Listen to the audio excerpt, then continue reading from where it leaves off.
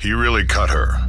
According to Gunnar Hansen, he really cut Marilyn Burns' finger in the infamous grandpa feeding scene. The prop knife, designed to pump out fake blood, wouldn't work after several takes. Finally, when no one was looking, Gunnar Hansen removed the tape from the knife that made it dull and really cut Marilyn's finger. Knowing this, that would mean that actor John Dugan, Grandpa, sucked on the actual blood of Marilyn Burns. Kim and Toby before Texas. Kim Henkel and Toby Hooper met during the filming of Hooper's 1969 film Eggshells. 4 years later, they would go on to create the production company Vortex Inc. and co-create the Texas Chainsaw Massacre. Another Texas Chainsaw actor was also part of the Eggshells cast. Alan Danziger, better known as Jerry to Chainsaw fans, co-starred in the earlier film.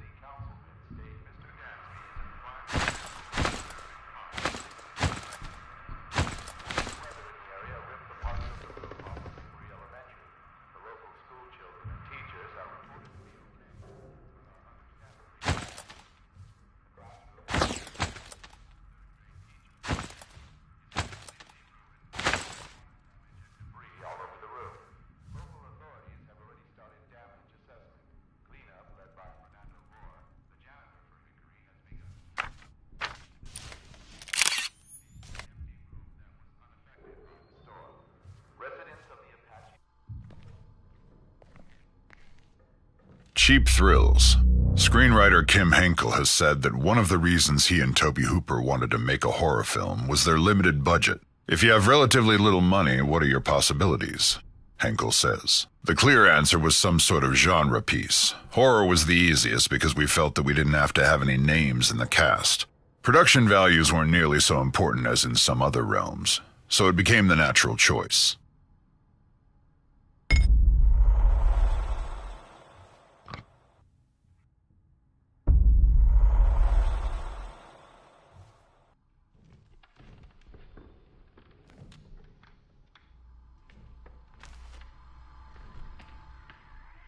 Friend of Leatherface.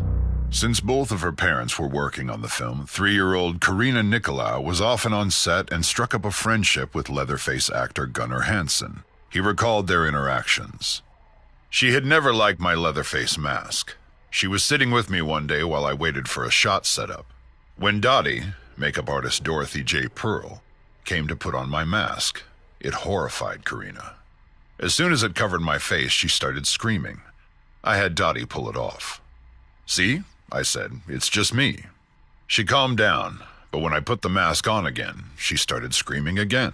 I realized she was too young to make the leap, to see my transformation from Gunnar to Leatherface and understand that I was still under the mask. So I made sure she never saw me in the mask after that, at least until the unfortunate meat hook scene. Ashtray. Actors are paid varying amounts for their work in film. For his voiceover in the opening monologue of the film, John Larroquette was paid with a single joint. Recent reports, however, suggest that his rate has gone up.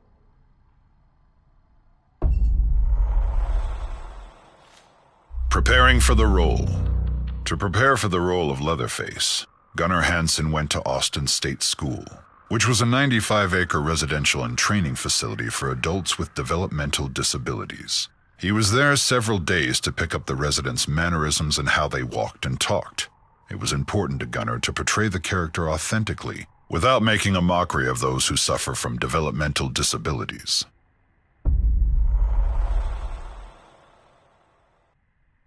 The Apprehension Engine. Gun Interactive's own Wes Keltner led the direction of music for the Texas Chainsaw Massacre game. One day, Wes was at home brainstorming, and in the background he had 2015's The Witch playing. He wasn't watching the film, but was more listening to it. The sounds and music in the film struck him as he was listening. He asked himself, what instruments are they using to make those unique sounds? It turned out, those sounds were created by an apprehension engine. Wes was able to track down Tony Dugan Smith, who makes roughly 6 of these instruments a year, and was informed that the apprehension engine took around 7 months to build. Wes then had the honor to have a meeting with film composer and creator of music for The Witch, Mark Corvin. It was at this meeting where Corvin said, "Forget everything you know about playing guitar and other instruments. Approach the apprehension engine like a child, and experience and discover." From there, the direction of sounds for the Texas Chainsaw Massacre game were born.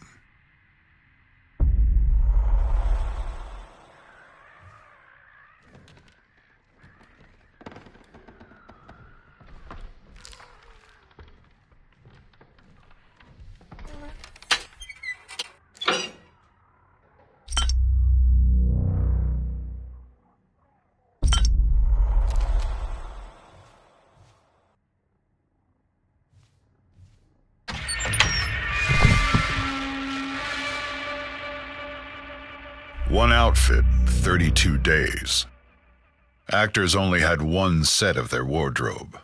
The actors had to wear the same clothing for the entire 32-day shoot, 12 to 16 hours a day, 7 days a week. For fear of fading or being damaged, they couldn't wash the clothes. So the actors wore the same clothes unwashed for 32 days straight, in 95 to 100-degree Texas heat. According to the crew, Gunnar Hansen stunk of body odor worse than anyone on set by the end of the shoot.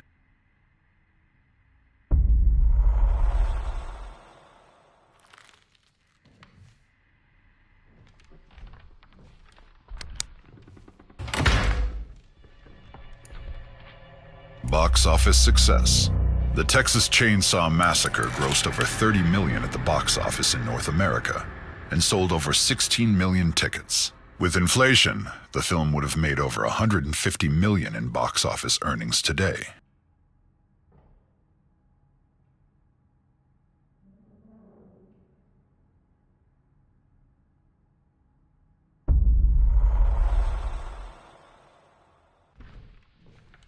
Production manager Ron Bozeman would go on to work on another film that featured cannibalism. In 1992, he won an Academy Award as a producer for The Silence of the Lambs.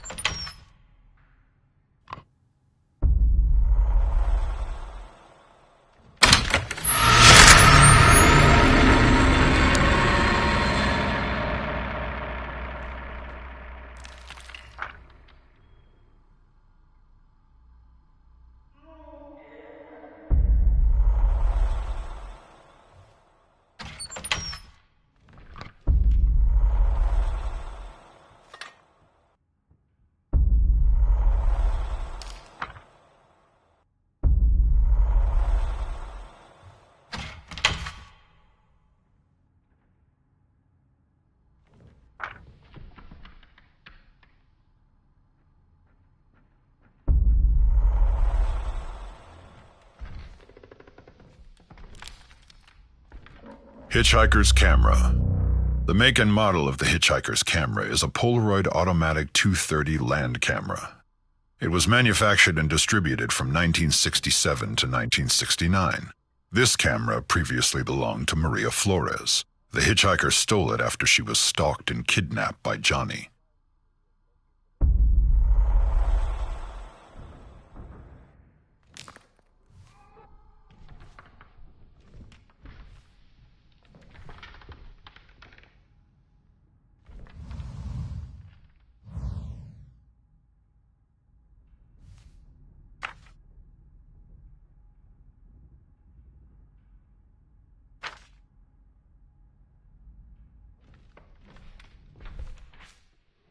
Hitchhiker's Pocket Knife.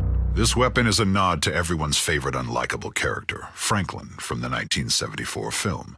According to creative director Ronnie Hobbs and designer Rob Fox, they knew the likelihood of Franklin ever appearing in the video game was slim to none, so this was their way of including him as a small Easter egg. Sissy's Straight Razor. After Kim Henkel and creative director Ronnie Hobbs finished designing Sissy's look and backstory, the only question left was what type of weapon would she carry. According to Kim's secret catalog of character concepts, he always envisioned Sissy wielding some type of straight razor, a small, portable weapon that could stay hidden until just the right time. It's petite and deadly, just like Sissy. It fit her personality perfectly. So even though the hitchhiker carries it in the original 1974 film, it did in fact previously belong to Sissy. As far as what happened to her, or where Sissy is during the 1974 film, well, that's a story for another time. Jim Seadow's toughest scene to get right was the broomstick clubbing at the gas station. Since the prop was an actual wooden broom handle, he was afraid of hurting his fellow actor in the scene. After several takes of it looking fake, Seadow really struck his fellow actor in the final take. It was an exhausting shoot for everyone, but Marilyn Burns had it as bad as anyone on set. She did several takes of diving through the doorway of the gas station, and each time she would land knee first on the hard concrete floor, so many times that the floor tore up and severely bruised her knees.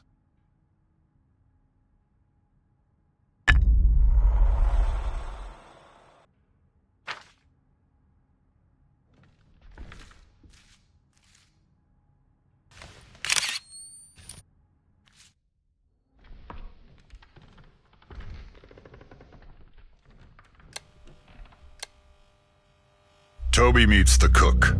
Director Tobe Hooper offered the part of the old man, the cook, to Jim Seadow after they worked together in the 1971 film The Wind Splitter. They were both a part of the cast in said film. Hooper and Seadow weren't the only Texas Chainsaw Massacre alumni to work on The Wind Splitter. Ron Bozeman was the key grip, Kim Henkel was credited as the grip, and Sally Richardson was the assistant director.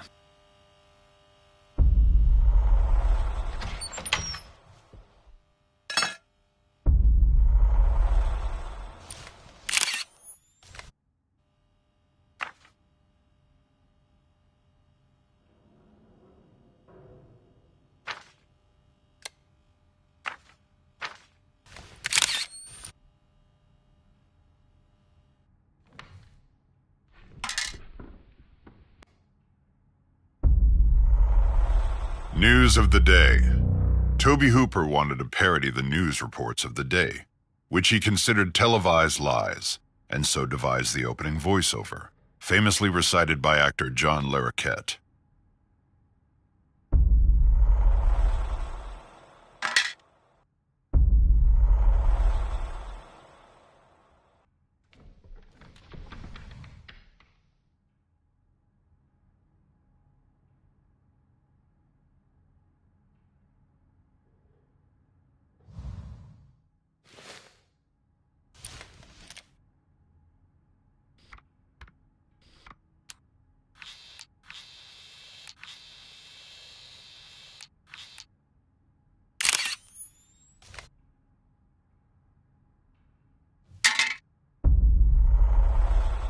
Family name. The family has gone by several surnames throughout the course of the franchise. However, their original surname is Slaughter. Though never spoken in the movie, it can be seen in faint letters on the sign above the gas station, W.E. Slaughter Barbecue. According to Gunnar Hansen, art director Bob Burns made the sign. He said that Toby and Kim were mighty proud of coming up with We Slaughter.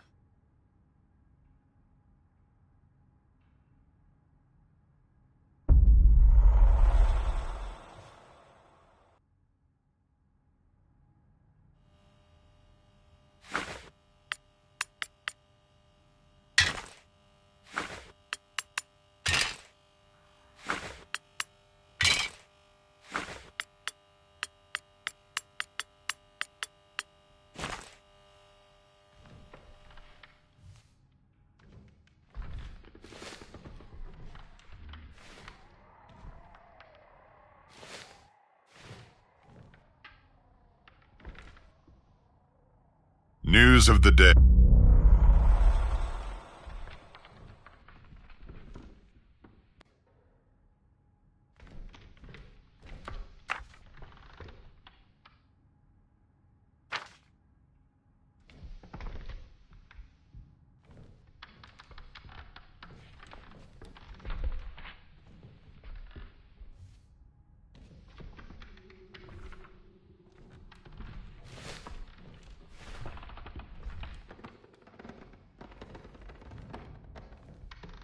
Makeup set.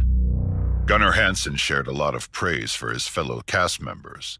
In the 40th anniversary Blu-ray release's audio commentary, Hansen notes that actor Jim Sedow, the cook, was probably the only actor in the movie who could look benign and then become extremely evil without any makeup.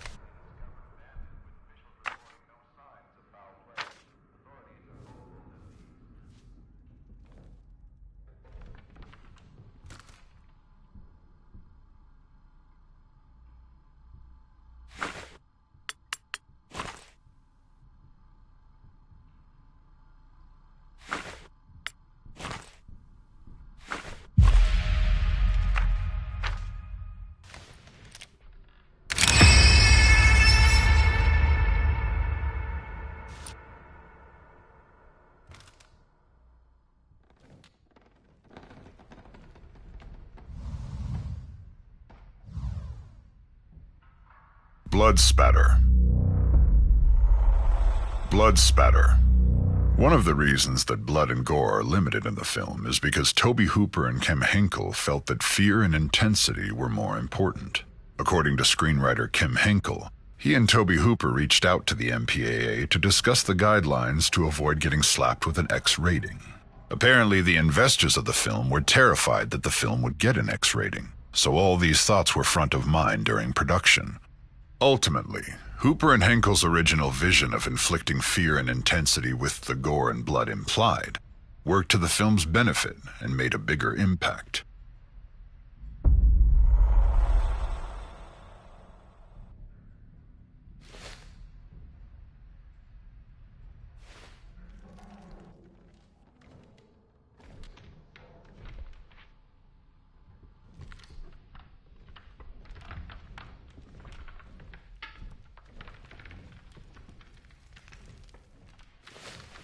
Scaring a child. In the original movie shoot, the caterer, Sally Nicolau, was married to the location sound recordist, Ted Nicolau. The day they shot the meat hook scenes, Sally brought their then 3-year-old daughter, Karina, to set when she was delivering lunch. Unfortunately, little Karina saw Terry McMinn, Pam, on the meat hook and began crying and screaming. Her father recalled, "I was in the living room while we were shooting that scene, and she came running in and skidded to a stop and just went completely white, started screaming and crying, and went running out of the house."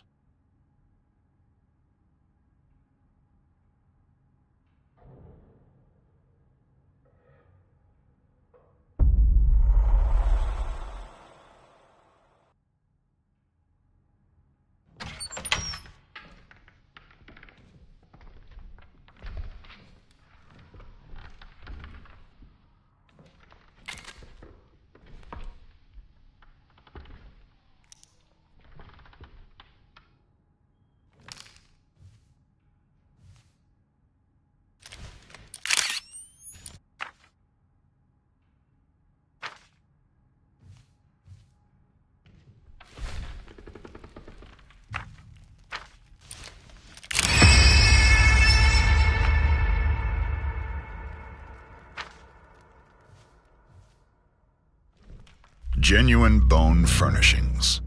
The bones used for props were real animal bones found at a veterinarian boneyard and a cattle pasture.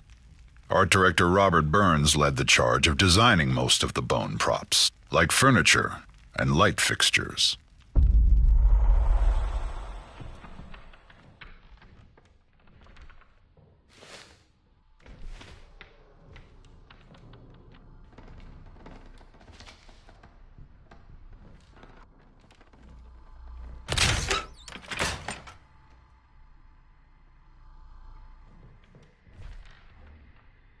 Ashtray.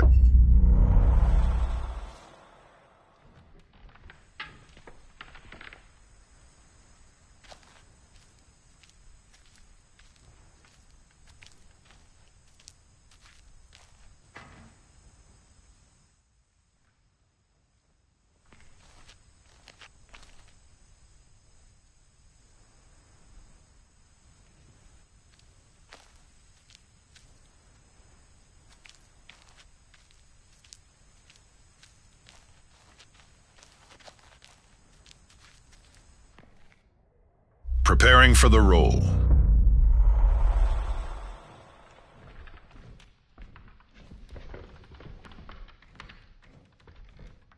Curtain.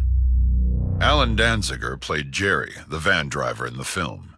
He prepared for his first on-camera meeting with Leatherface by being blindfolded. When the blindfold was removed for the initial take, he was so terrified that he ran out of the room.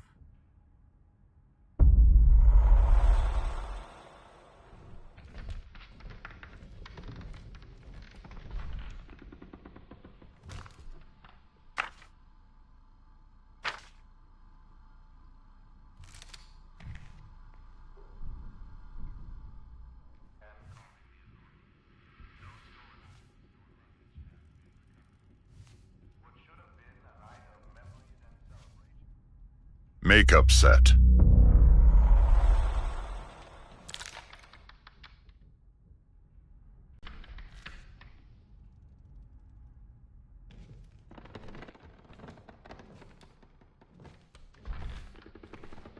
No living animals were harmed.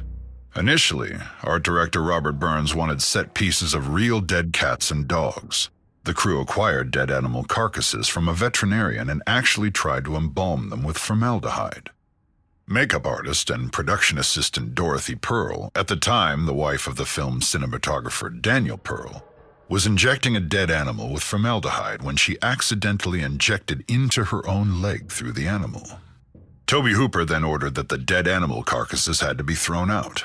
The crew poured gasoline to cremate them, but the stench from the smoke from the bonfire started to make its way into the family house and added to an already foul stench set.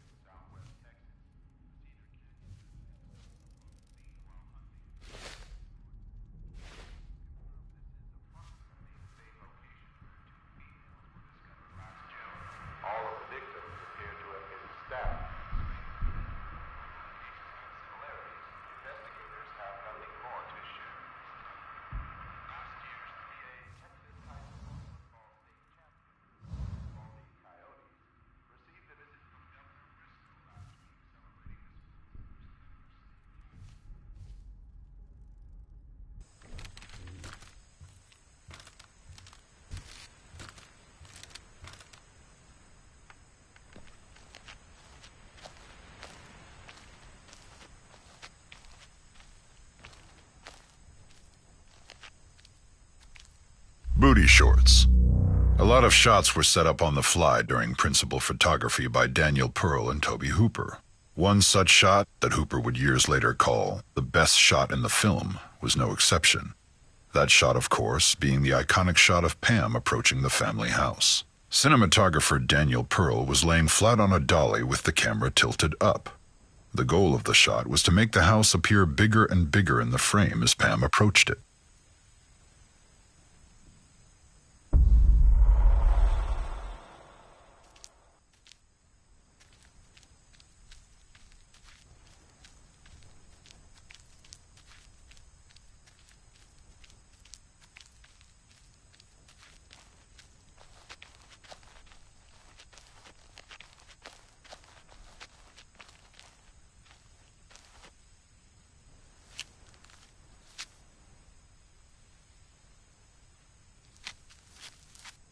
The opening shot. The armadillo in the opening shot of the film was an actual armadillo that production designer Robert Burns found on the side of the road and taxidermied himself. According to Robert Burns, the original script called for a shot of a dead dog on the side of the road, and then the camera would pan to the green van. After further thought, Tobe Hooper felt the dog was too domesticated to show in that light and deemed it too horrible for audiences. This is when an armadillo was decided to be their best bet, as it fit as a symbol for Texas. Robert Burns then found a dead armadillo on the side of the road and took it home himself to taxidermy the animal. This is how the opening shot of the film was born.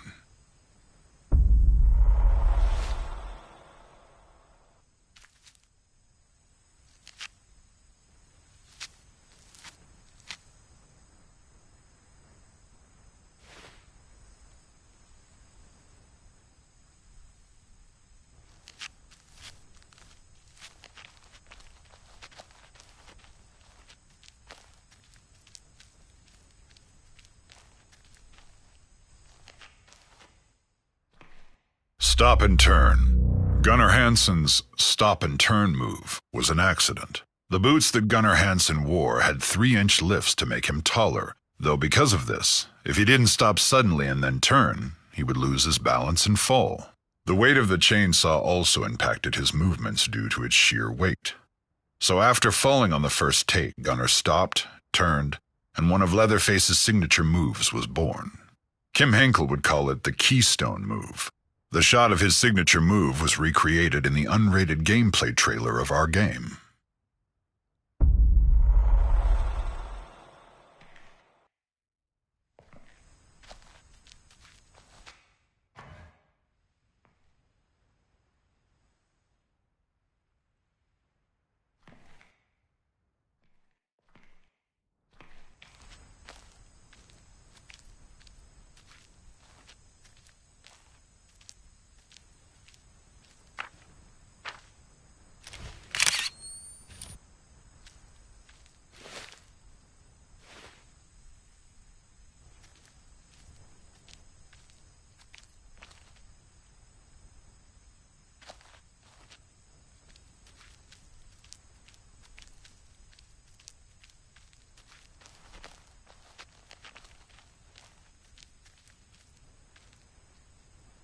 Escape hatch.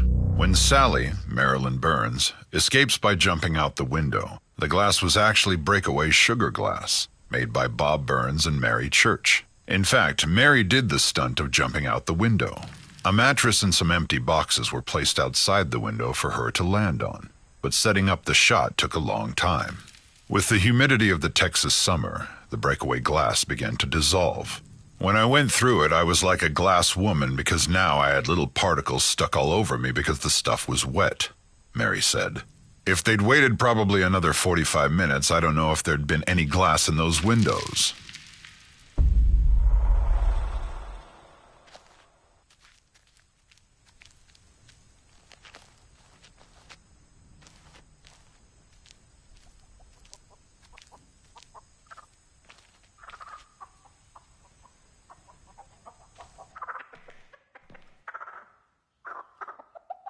Chicken Nugget.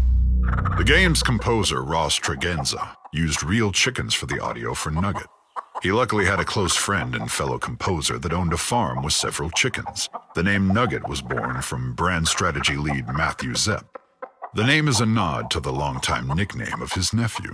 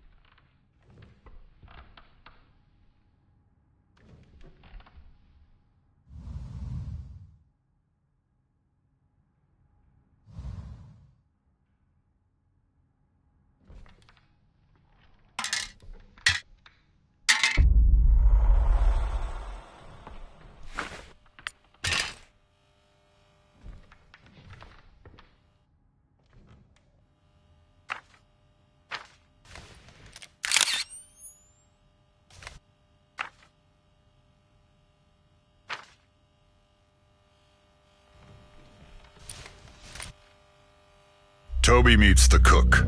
Director Toby Hooper offered the part of the old man, the cook, to Jim Seedow after they worked together in the 1971 film The Wind Splitter. They were both a part of the cast.